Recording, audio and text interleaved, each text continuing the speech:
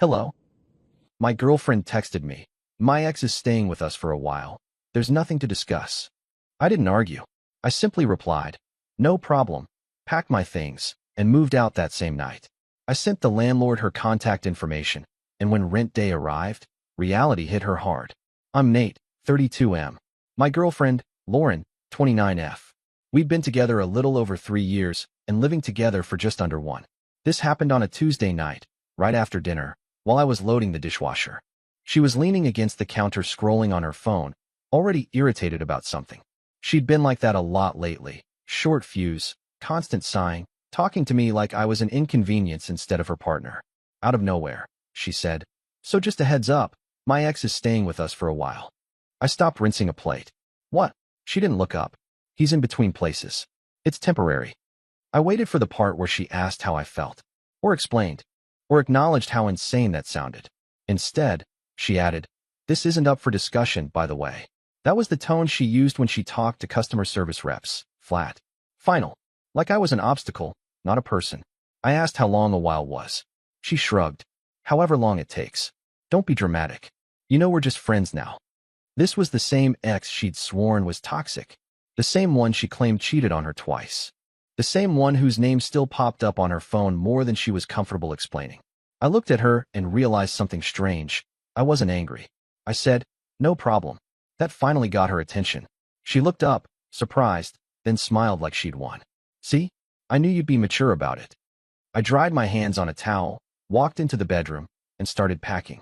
She laughed from the kitchen. What are you doing? Getting out of the way, I said. She thought I was bluffing. By the time she realized I wasn't, my bags were already by the door, and she still had no idea what the rent situation actually looked like without me. I packed faster than I thought I would. Not in a dramatic, throwing things into a bag way. Calm. Methodical. Like my body had already accepted a decision my mind was just catching up to. Lauren hovered in the doorway at first, arms crossed, watching me like I was being childish. You're seriously doing this? She asked. Over my ex crashing here for a bit? I didn't answer. I folded shirts, grabbed my laptop, my charger, my documents from the nightstand drawer she never opened because it was too messy. She scoffed. God, Nate, you're so insecure. He's literally got nowhere else to go. I zipped the bag and finally looked at her. Then he's lucky you volunteered my home. She rolled her eyes hard enough, I thought they might get stuck. It's our place. That almost made me laugh. The lease was in both our names, but the rent? The utilities? The internet? All me. Lauren liked to say she was between financial phases. That phase had lasted almost the entire time we lived together.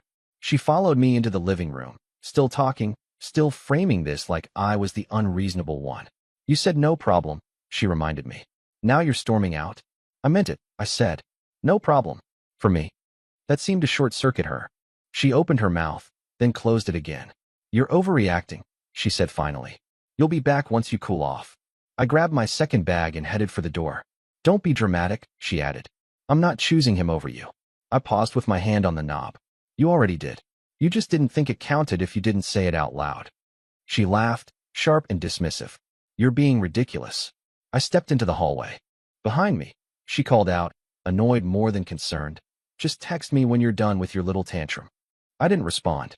I walked down the stairs, bags in hand, knowing two things for certain.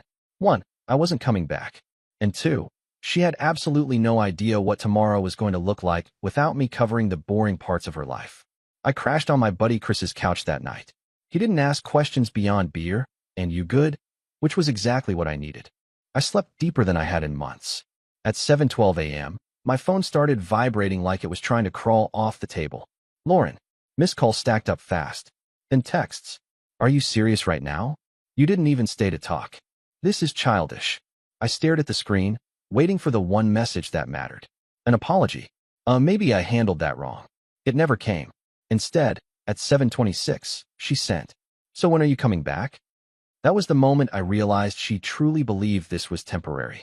That I'd sleep it off, come home, and quietly accept her decision like I always did. I didn't reply. On my lunch break, I called the landlord. Calm voice. Professional.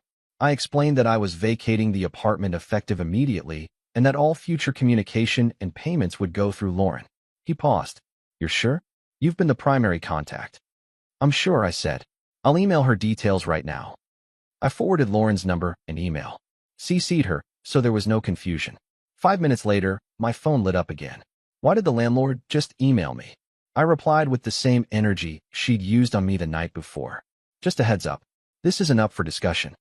Typing bubbles appeared, disappeared, appeared again. Are you trying to punish me? I didn't answer. This wasn't punishment. It was alignment. That evening, she sent another message. Short, different tone. He's already here. I pictured it instantly. Her ex settling into the space I paid for, the couch I bought, the utilities I covered. I imagined her confidence, the way she'd assumed I'd keep funding normalcy no matter how uncomfortable she made it. She still thought she was in control. Rent day was in 4 days. And for the first time since we moved in together, I wasn't going to be there to catch her when reality landed. By that afternoon, Lauren's confidence started cracking around the edges. She texted me like nothing had happened. Can you send me the Wi-Fi password?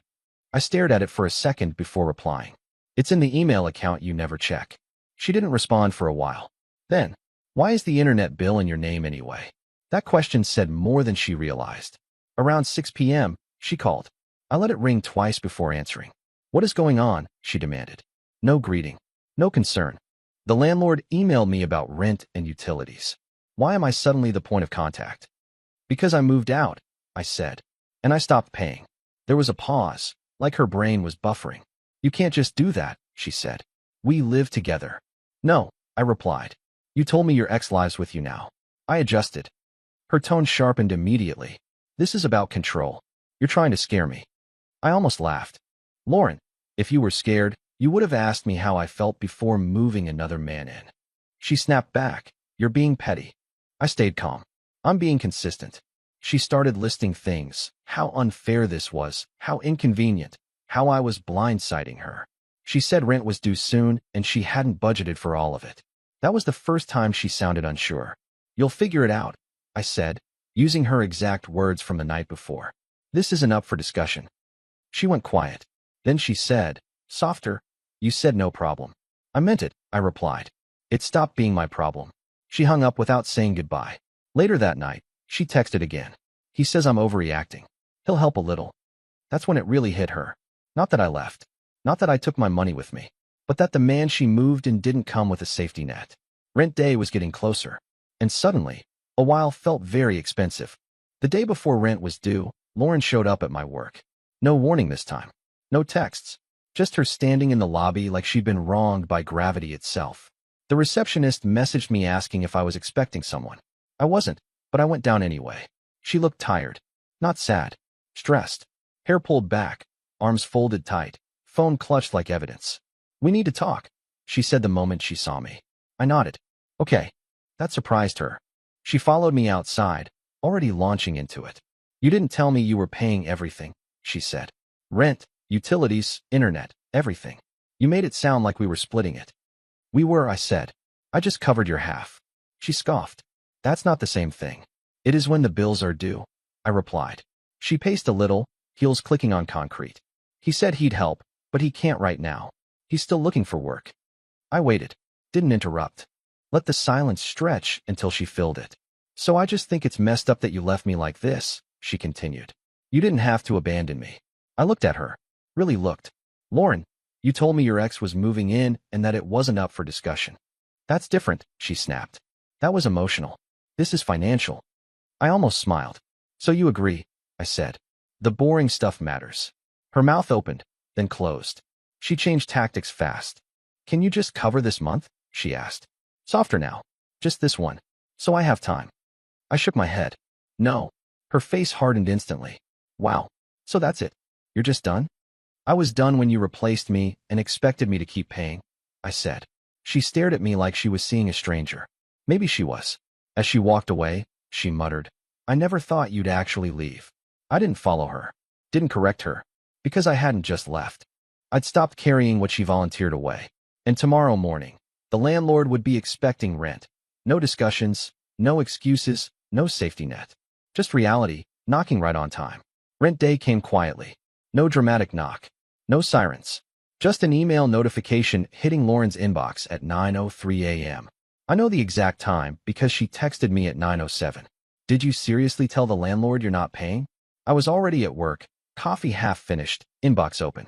I replied calmly. I told him I moved out. That's accurate. 3 dots appeared immediately. This is insane. He's expecting the full amount. I waited a full 5 minutes before responding. Not to be cruel, just to let reality finish its sentence. Yes. That's when the calls started. Back to back. I declined all of them. 10 minutes later, another text came through, longer this time. Okay, listen. We can talk about him leaving. This doesn't have to blow up like this. There it was. The first actual negotiation. Not about boundaries. Not about respect. About money. I replied once. You said it wasn't up for discussion. She didn't respond right away. At 10:22, she sent a voice memo. I didn't listen to it. I could already imagine the tone. Controlled panic wrapped in frustration, trying to sound reasonable while the ground shifted underneath her. At lunch, Chris checked in. Everything okay? Yeah, I said. And for the first time, it wasn't a lie. At 2:15 p.m., Lauren texted again. He can't help. He thought I had this handled. That sentence said more than she realized. She told him what she told me, that it was handled, that it wasn't a problem, that she was in control. At 4:40, the landlord emailed her again, copying me by mistake. Please confirm payment by end of business day to avoid late fees. She immediately texted me. Can you please just spot me until next week? I stared at the message for a long moment. Then I replied. No. She didn't respond after that. And for the rest of the afternoon, my phone stayed silent. Not because things were resolved, but because there was nothing left she could say that would change the math. She invited someone else to live with her. Now she was living with the consequences too. The silence didn't last long. That evening, Lauren posted on Instagram. A blurry photo of a wine glass on the counter, captioned, "When life forces you to see people for who they really are." Comments rolled in fast. Hearts. You deserve better. Men ain't shit. The usual crowd. Her ex commented with a flexed bicep emoji. That part would have annoyed me a week ago. Now it just felt predictable. Around 8 p.m., she texted again. Different tone. Less sharp. The landlord says if I can't pay by Friday, he's issuing a notice. I didn't respond. 10 minutes later. I'm not saying this is your fault, but you didn't have to make it this hard. That one actually made me laugh. Out loud. I replied once. You made a unilateral decision. I respected it. She called immediately. I answered this time. You're enjoying this, she accused, voice tight. You want me to struggle? No, I said. I want distance. This is just what distance looks like. She snapped back. You could have talked to me first. I kept my voice even. You told me it wasn't up for discussion. She went quiet. Then tried something else. He's willing to leave, she said quickly. We can go back to normal. Normal. The word hung there. Normal was me paying while you decided. I replied. I'm not going back to that. Her voice broke. Not emotionally, but strategically. So what? You're just abandoning me. I moved out, I said. You moved someone in. She hung up. Later that night, Chris told me something that stuck. Man, he said, she didn't want a partner. She wanted infrastructure. I went to bed thinking about that word. Infrastructure doesn't get thanked. It only gets noticed when it's gone. And by now, Lauren was starting to notice. By Thursday, the cracks turned into full-blown fractures. Lauren showed up at Chris's place unannounced. I wasn't home yet, but Chris texted me a heads up. She's here. Not calm. When I walked in 20 minutes later, she was sitting on the arm of the couch like she owned it, phone in hand, leg bouncing. Her ex wasn't with her. That felt important. Oh, so this is where you ran off to, she said, scanning the room like she was taking inventory. I didn't run, I replied. I relocated. She snorted. Cute. Chris made an excuse and disappeared into his bedroom. Smart man. Lauren launched right in. I had to borrow money from my sister. I waited. She asked why. Lauren continued, clearly offended by that fact alone. I didn't know what to say. That sounds uncomfortable, I said. Her eyes narrowed. You're enjoying this. I shook my head. You keep saying that. I'm not enjoying it. I'm just not fixing it. She stood up. You really don't care anymore, do you? I cared when you told me your ex was moving in and shut me down. I replied. You just didn't need my care then. She crossed her arms. He's leaving. That doesn't change anything. Her face twisted in frustration. Why not? That's what you wanted. I met her eyes. No. What I wanted was a partner who didn't make life-altering decisions and tell me to deal with it. She opened her mouth, then closed it again. For a second, she looked genuinely lost. Then she snapped back into herself. So what? You're perfect now. No, I said. I'm just done. She laughed bitterly. You're going to regret this. Maybe, I said. But I won't regret staying silent when I was told my opinion didn't matter. She grabbed her bag and headed for the door. Before leaving, she turned back. You really screwed me, she said. I answered honestly. You screwed yourself. I just stopped holding things together. When the door closed behind her, the apartment felt lighter. And for the first time, I realized the chaos wasn't following me anymore. It was staying with her. Friday morning came with a kind of quiet that only shows up after chaos runs out of leverage. No texts, no calls, no last-minute guilt bombs. I heard what happened later, from the landlord, actually. He called to confirm a few final details and, casually, mentioned Lauren had been frantic. Asked about extensions, late fees, payment plans. Apparently, she tried explaining that her financial situation had changed suddenly. Funny how sudden it feels when the person carrying it stops. By noon, she texted me again. Short, flat. He moved out. I stared at it for a moment, then locked my phone. An hour later, another message came through. I didn't think it would get this bad. That one almost worked. Almost. If it had come days earlier. Before the dismissal. Before the not up for discussion. Before she learned the hard way that independence is expensive when you outsource responsibility. I replied once. I did. That evening, I ran into one of her friends at a bar. She gave me a look like I was the villain in a story she'd only heard half of. She's really struggling, the friend said. She didn't expect you to just leave like that. I nodded. She told me to adjust. I did. The friend hesitated, then said, quieter, she thought you'd stay no matter what. That sentence explained everything. Lauren didn't miscalculate the situation. She miscalculated me. She thought love meant tolerance without limits. That stability meant silence. That I'd keep paying, emotionally and financially, because it was easier than disruption. By the time I got home, I realized something important. The relationship didn't end when I moved out. It ended when she realized I wasn't coming back to clean up the mess she made alone. By the following Monday, everything was officially done. No more messages. No more indirect attempts to pull me back in. The landlord confirmed Lauren had scraped together enough to cover part of the rent and negotiated a short extension for the rest. It wasn't my problem anymore, but the finality of it still landed. A mutual friend filled in the gaps I didn't ask for.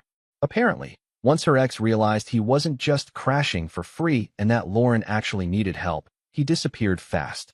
Left behind a half-empty closet and a couple excuses about how this wasn't what he signed up for. Turns out he was fine taking space, not responsibility. Lauren, on the other hand, was furious. Not at him, at me. She says you abandoned her, the friend told me. That you blindsided her. I didn't correct the story. I didn't need to. From her perspective, I probably did abandon her. Infrastructure always looks like abandonment when it stops working. I moved into my own place that week. Small. Quiet. No one else's chaos echoing off the walls. I paid the deposit, set up the utilities, unpacked in one night. It felt clean. Honest. What stuck with me wasn't the money or the drama. It was how easily she said, "This isn't up for discussion." How natural it felt to her to make a decision that changed my life and expect me to stay put. When I said, "No problem," I meant it. I didn't argue. I didn't beg. I didn't try to control her choices. I simply removed myself from the consequences of them. And that's what ended the relationship. Not anger, not jealousy, not even her ex. Just the moment she realized I wasn't going to keep holding everything together while she decided who mattered. Sometimes walking away isn't dramatic. Sometimes it's the calmest, clearest answer you can give. Bye-bye.